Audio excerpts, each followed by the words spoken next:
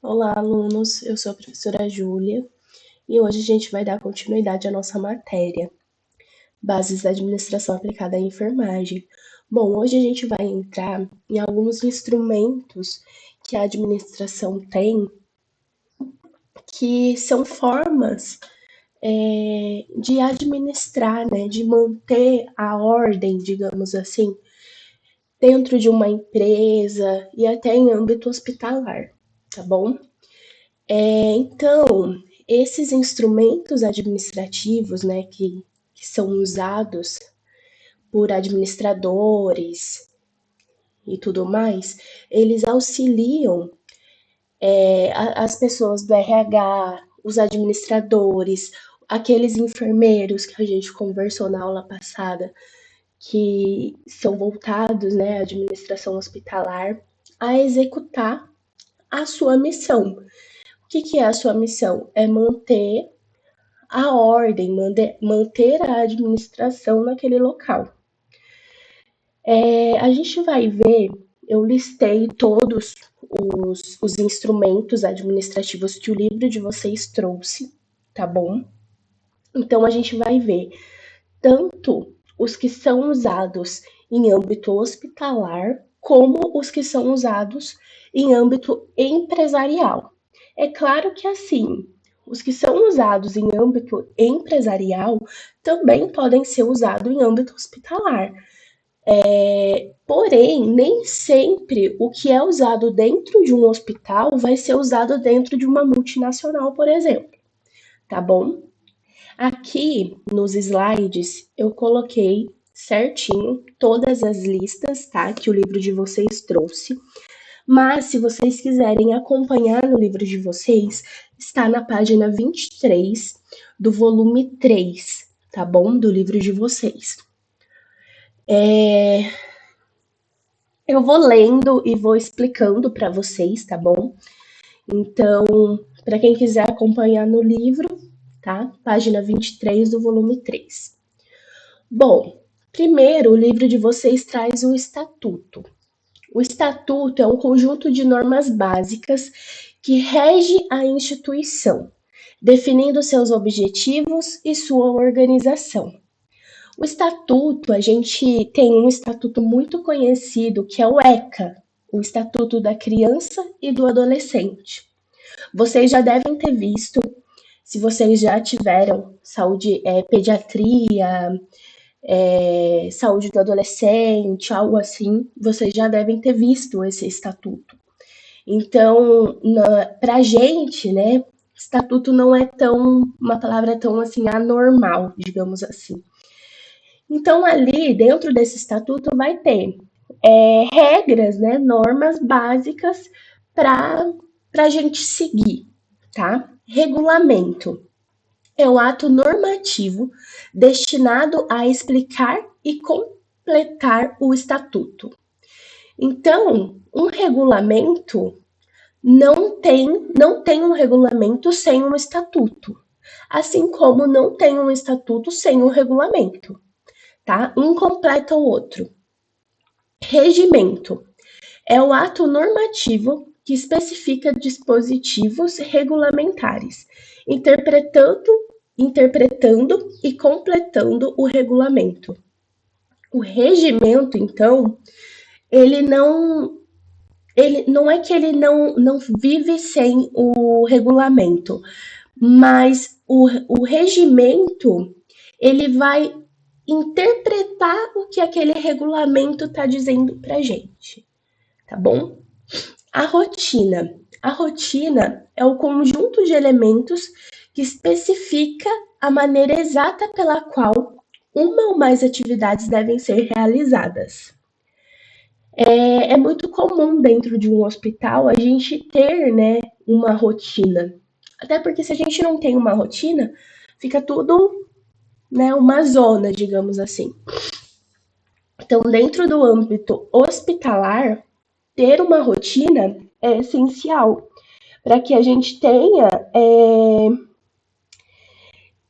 a maneira exata, né, como as atividades devem ser realizadas, para a gente realizar da maneira correta, para tudo encaminhar da maneira correta, tá? Do jeito que a gente espera. Claro que algumas coisas podem sair da rotina, o que também é normal, mas a rotina tá ali para isso, para a gente seguir aquilo, para não sair muito da regra, tá? A instrução de serviço é a ordem escrita e geral a respeito do modo e da forma de execução de determinado serviço, expedida pelo superior hierárquico, com o objetivo de orientar os subalternos, subalternos no desempenho das atribuições que lhes são designadas e assegurar a unidade de ação ao organismo administrativo. Uma instrução de serviço, ela é dada, né, pelo superior hierárquico. Então, a gente espera uma instrução de serviço lá do nosso chefe, tá? Mas qual que vai ser o objetivo, né, dessa instrução de serviço? Vai ser orientar os funcionários a como tem que ser, o que vai fazer a respeito de tal serviço, a respeito de tal situação. Então, tudo vem dentro dessa instrução de serviço. Ordem de serviço é o documento expedido por autoridade competente, decidindo a execução de providências de forma explícita. A ordem de serviço, gente, é muito comum ouvir falar sobre ela quando a gente vai, por exemplo, levar o celular para o conserto. A pessoa lá, né, a empresa que vai pegar o meu celular para o conserto, eles são obrigados a me darem uma ordem de serviço, que é um documento tem validade na justiça, enfim. Então, esse documento tem que estar escrito tudo o que o meu celular tem. Se eu for trocar a tela do meu celular, nesse documento tem que estar escrito que eu vou trocar a tela, que eu vou trocar, sei lá, câmera frontal, dianteira, tem que estar escrito tudo, tá? Então é muito comum isso, ordem de serviço, para empresas que prestam serviços para a população. Eu dei o exemplo do conserto de celular, mas pode ser conserto de carro, prestador de serviço que às vezes a gente recebe em casa, que vem, por exemplo, para fazer lavagem em carro, lavagem a seco. Em carro não, em sofá. Então, assim, prestadores de serviços são obrigados a expedir esse documento, tá? Portaria é o ato administrativo interno pelo qual a administração expede determinações gerais ou especiais a seus subordinados, ou designam servidores ou empregados para funções e cargos. Portaria é muito comum a gente ver o Ministério da Saúde liberando, né? Ah, saiu a portaria número 20, que fala sobre lavagem de mãos, por exemplo. Então é muito comum a gente ver um órgão muito assim, acima da gente. Dei o exemplo do Ministério da Saúde, mas pode ser também portaria do Corém, portaria do COFEM, enfim, são órgãos que têm um foco, né?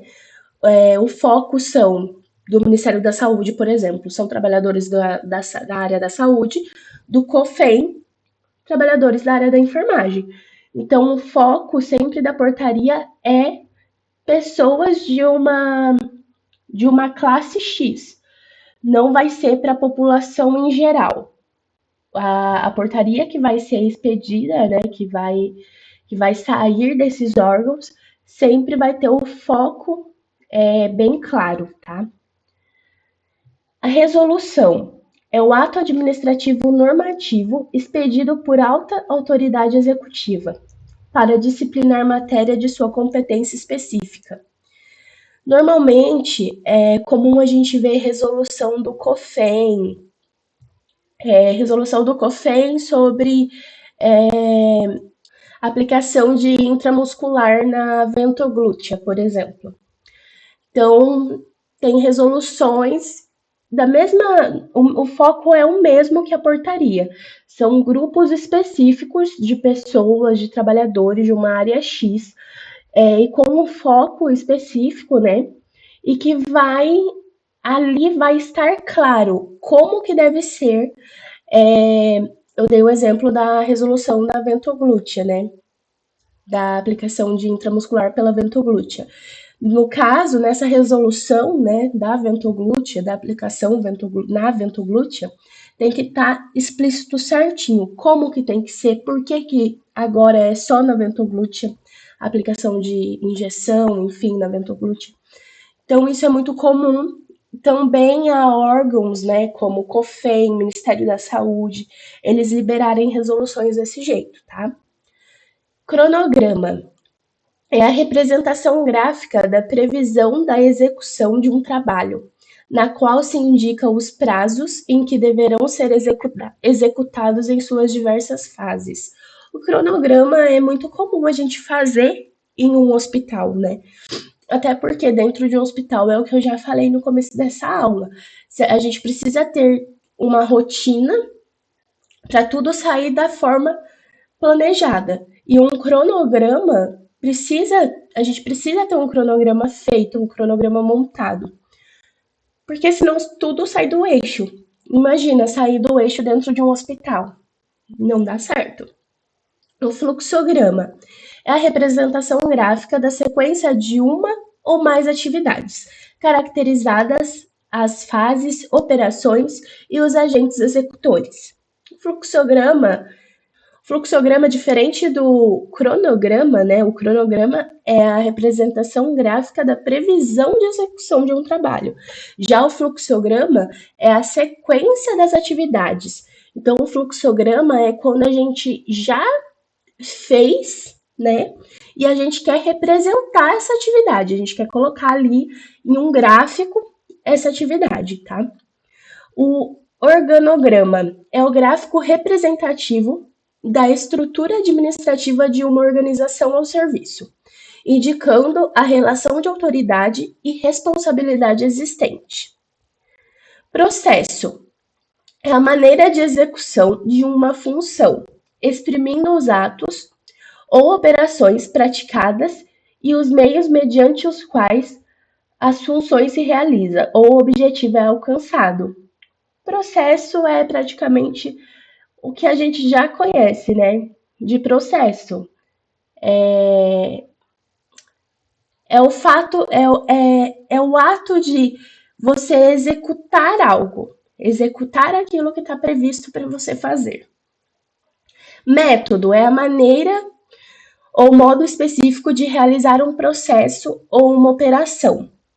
Ata é o registro escrito e formal que se faz de reuniões, decisões ou ocorrências em livros próprios ou em folhas avulsas autenticadas.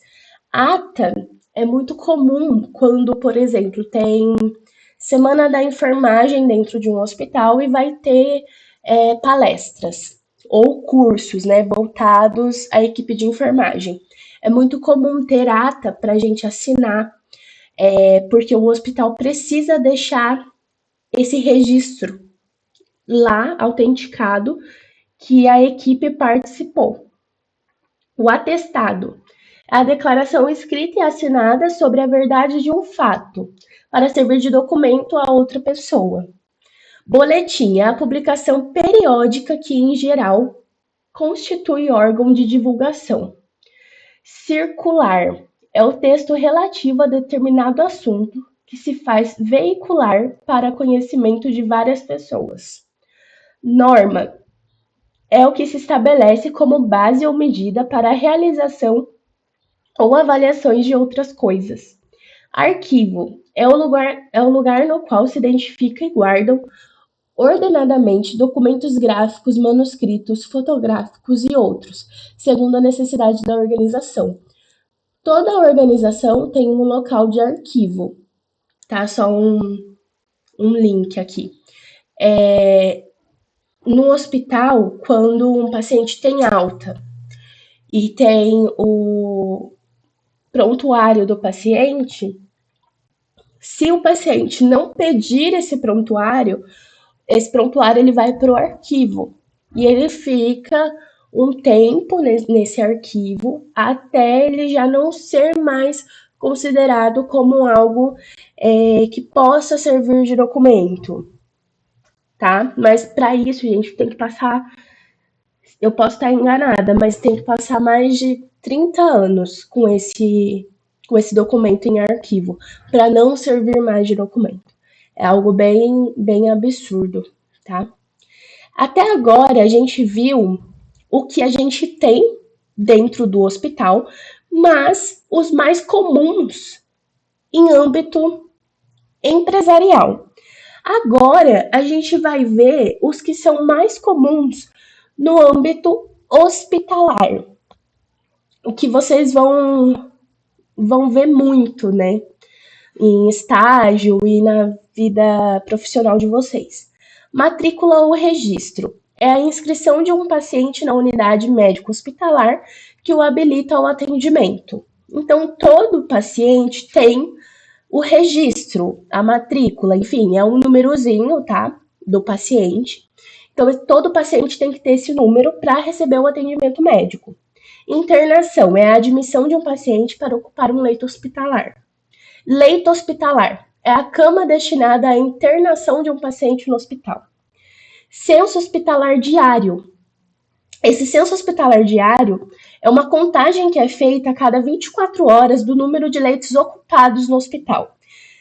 Gente, essa contagem tem que ser feita no hospital todo, desde pronto-socorro, UTI, pediatrias, clínica médica, tudo. Tudo. Tem que ter essa contagem diariamente, a cada 24 horas, do hospital inteiro. Óbito hospitalar é o que se verifica no hospital após o registro do paciente. Alta é o ato médico que configura a cessação da assistência prestada ao paciente. Compreende a alta de ambulatório, a alta hospitalar e a alta domiciliar. Então, a alta é quando o paciente recebe alta, às vezes da internação, do tratamento, a alta do ambulatório, né, que o livro de vocês traz, é quando às vezes um paciente precisa, com muita frequência, ir fazer algum exame. Normalmente o paciente é diabético, né, que precisa com muita frequência fazer exames. Então, é quando o paciente ele tá livre, digamos assim. Ele não precisa mais continuar, né, ali naquela assistência, né, que é prestado a ele. Prontuário médico são os documentos, né, que quando o paciente ele está internado, esses documentos são colocados no prontuário médico e assim que o paciente ele recebe alta, né, antes da alta, esse paciente ele tem direito a ter acesso ao prontuário médico. Tanto o paciente como a família. Por exemplo, se é um paciente idoso e a filha do idoso pede acesso ao prontuário médico, a gente tem que autorizar, porque é um documento, não é um documento nosso, é um documento do paciente, é um documento da família. Então, isso tudo o paciente tem que ter direito, tá bom? Bom, a nossa aula hoje, né, foi mais uma leitura de tudo que o livro de vocês trouxe sobre os instrumentos administrativos, né? Algumas coisas, como eu disse, né, são utilizadas mais em âmbito empresarial do que âmbito hospitalar, mas vocês vão ver, gente, vão ver muita coisa na vida ainda na vida profissional de vocês, em estágio, tá? Essa aula foi mais teórica mesmo, mais leitura, porque não tem como eu resumir essas coisas para falar para vocês, né? Então, o que deu para eu ir explicando, tudo mais, eu fui fazendo do meu jeito melhor que eu consegui encontrar, tá? Caso tenha alguma dúvida, volto a colocar meu WhatsApp. Estou disponível para vocês, gente, de segunda a sexta. O dia inteiro, meu celular fica aqui, ó, do meu lado, para eu conseguir ver se chega mensagem de aluno, tá? Então, se vocês tiverem alguma dúvida, podem me mandar mensagem no WhatsApp ou podem me encaminhar e-mail. Enfim, podem entrar em contato comigo que eu tento responder vocês o mais rápido possível, tá bom?